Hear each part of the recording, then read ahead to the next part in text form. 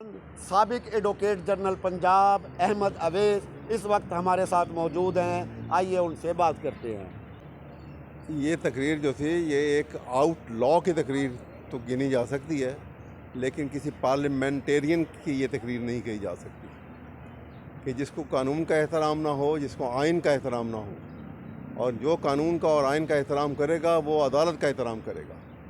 और supreme court के मतलब जो उन्होंने तजलील आमेज़ ज़ुबान इस्तेमाल की है वो उसकी कोई मिसाल नहीं मिलती। और ये रिफ्लेक्ट करता है कि सोसाइटी इतनी ख़राब हो गई है और ये लोग पावर हंगर इस कदर इस हद तक हो गए हैं कि ये लस्ट को सेटिस्फाई करने के लिए ये कोई भी ख़तरनाक हरकत से मुल्क को दो चार करवा सकते हैं। सर, सुप्रीम कोर्ट को हमेशा बड़े बदतरीन मुखालिफ ने इख्तलाफ किए हैं फैसलों से, मगर उनका नाम लिया सब कुछ। मगर वज़ीर दिफा साहब ने तो फरमाया है मेरे हमारे बराबर वाले, मैंने कहा ये बराबर वाले वो तो सुप्रीम कोर्ट कहना भी उन्होंने पसंद नहीं किया। मैंने अभी ये आप कैसे देख रहे हैं, क्या पैगाम जा रहा है? ये मैंने अभी अंदर यही बात की है कि इन्होंने तो ये गवारा नहीं किया कि सुप्रीम कोर्ट की इज्जत से नाम लें कि हमारे हमारे बराबर वाले हमारे।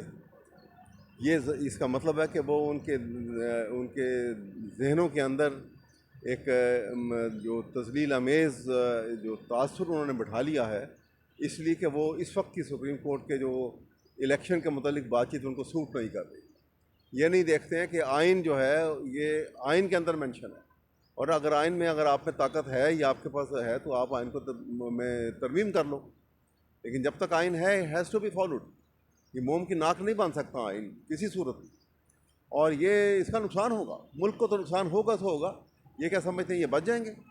कल को इन्होंने और ऐसा हरकत किया और सुप्रीम कोर्ट के ऊपर को हमला किया जैसे इनकी पुरानी रवायत है, तो आप देखिएगा कि जो ही इस सोसाइटी से कानून बाहर निकल गया तो ये लाखों के मजमे बाहर आ जाएंगे।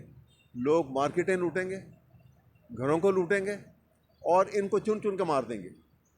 ये हालात ख़तरनाक होंगे।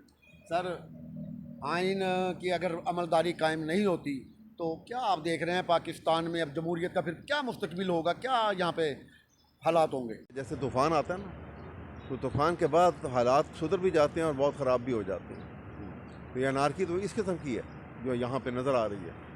तो लेकिन हम समझते हैं, अभी भी मैं ऑप्टिमिस्टिक हूँ कि अल्लाह ताला ने ये मुल्क बनाया है तो इसमें वो लोग अभी भी हैं जो इस मुल्क की खैर खाई के लिए अपनी जान की कुर्बानी भी दे सकते हैं और इसको बचाने के लिए कुछ करेंगे। क्योंकि यही ओथ जो है, जो मैंने आपको बताया कि हर शख्स जो हुकूमत में आता है या अदलिया में आता है तो वो ओथ लेता है। हर आर्म फोर्सेस का जो ऑफिसर पास आउट होता है वो भी ये इज्तिमाई ओथ लेता है कि he will protect and defend the constitution of Pakistan and he will not interfere in the he will not indulge himself in politics. Sir, नुमाइंदा ये कहना है हुकूमत का कि ये नुमाइंदा पार्लियामेंट है। क्या ये वाकई नुमाइंदा पार्लियामेंट है? नुमाइंदा पार्लियामेंट तो अपने अवाम के हकूक़ का तहफ़्फ़ुज़ करती है। क्या ये अवाम नुमाइंदा पार्लियामेंट हम इसे कह सकते हैं या इलेक्टेड पार्लियामेंट कहेंगे इसे हम?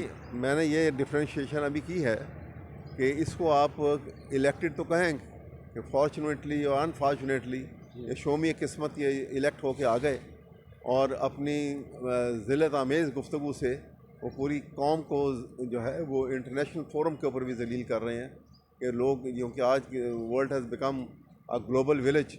जो यहाँ हो रहा है वो दुनिया के दूसरे कोने में उसी वक्त नज़र आ रहा है डायरेक्ट।